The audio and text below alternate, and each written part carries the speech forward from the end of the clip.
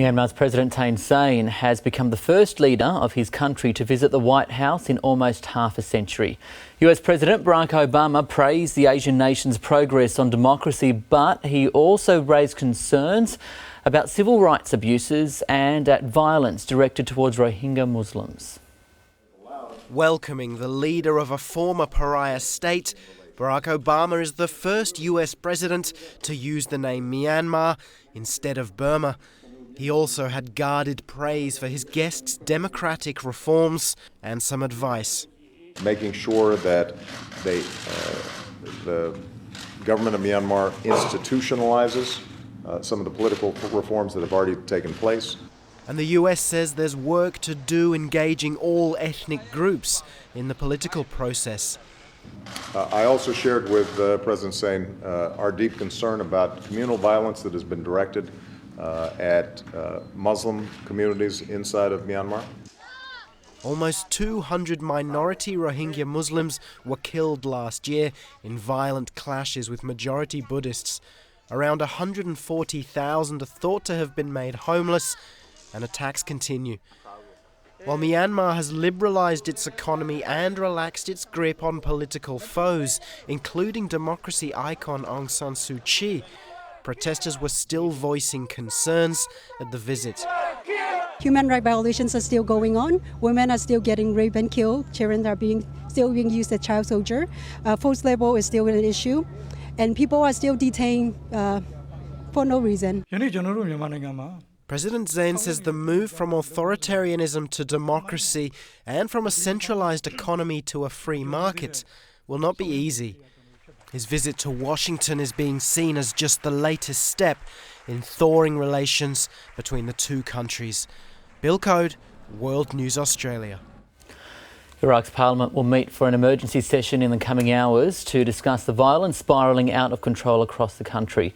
At least 77 people have been killed in the latest series of attacks, raising fears of a return to all-out war.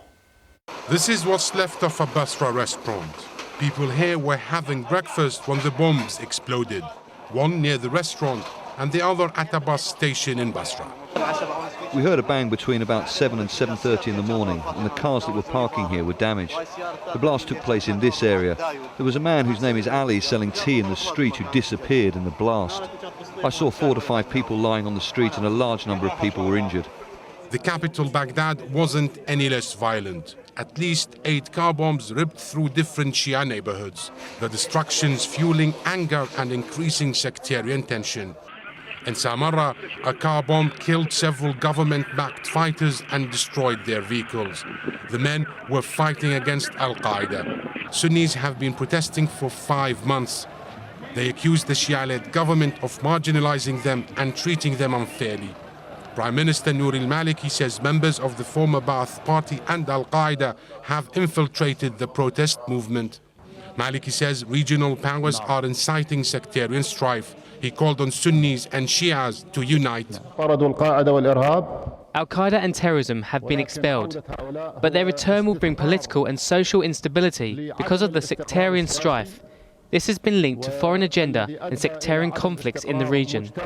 But tribal leaders and protest organizers in Anbar and other Sunni provinces are losing hope that the government will meet any of their demands. That's why they've given the government 2 options: either create a Sunni federal region or face an open war. Communications Minister Stephen Conroy has rejected suggestions that South Australia could go it alone and ban advertising of live betting odds during sports broadcasts. Premier Jay Weatherill has announced his state will take such a move, saying he's worried about the effects on children. Australia's football codes all have something in common: gambling ads during prime time broadcasting. The bookmakers giving up on Sydney at half-time. South Australia's Premier says it needs to stop in order to protect children. And we do all sorts of things to shield them from the sights and sounds of poker machines. Why would we allow them to be bombarded with this gambling advertisements while they're trying to just sit down and enjoy a game of footy? But Free TV Australia, which represents the commercial TV networks, says it's not appropriate to legislate on a state-by-state basis. We're not in the 1850s. This isn't railway gauge regulation. We're national businesses that are legislated for and regulated nationally. Communications Minister Stephen Conroy has cast doubt on whether South Australia has the power to legislate alone. He's focused on Free TV Australia's revised industry code. Public submissions closed yesterday. Look, I would expect that the consultation will be completed reasonably quickly, and I would expect there to be a new code put forward in the very near future, certainly before the election. That industry code would see a ban on live odds being called during play, but would still allow licensed betting agents to plug live odds during scheduled breaks. The Greens say national legislation is required because self-regulation doesn't work. It allows bookies like Tom Waterhouse to continue to appear on the ground giving commentary and betting odds. It does nothing to separate gambling from sport.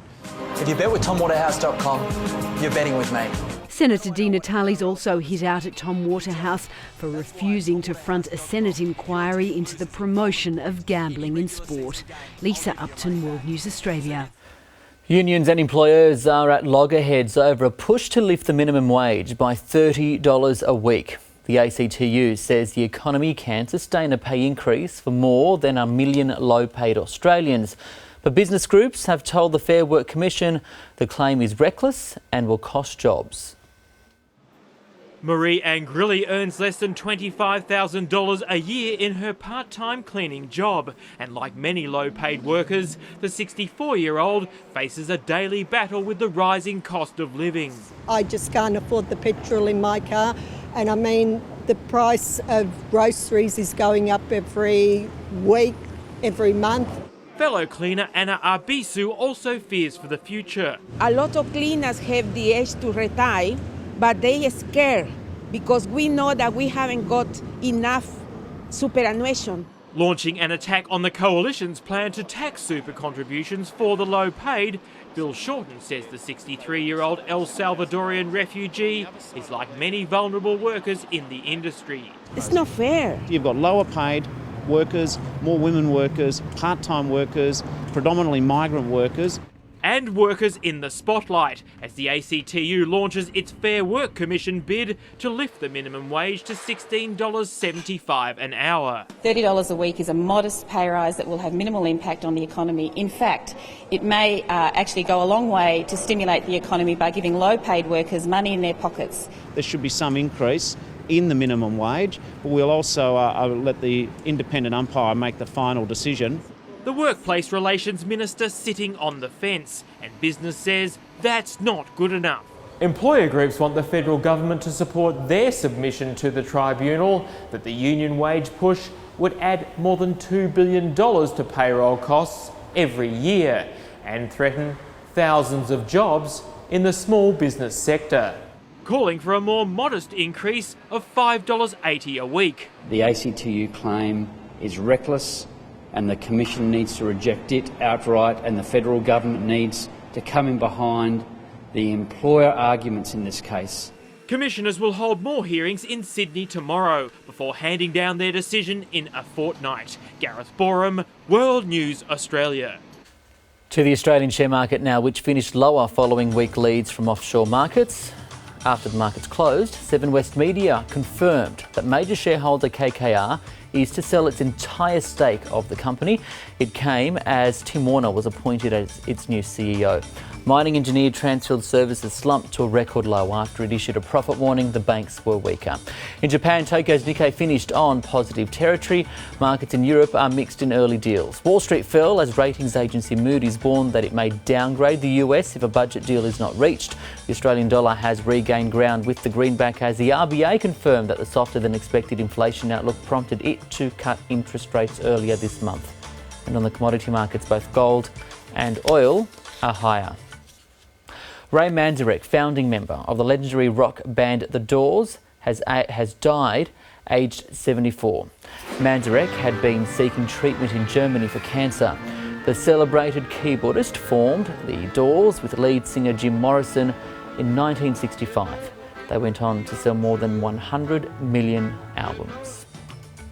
Coming up, the weather and the private consortium taking the reins at Melbourne Storm.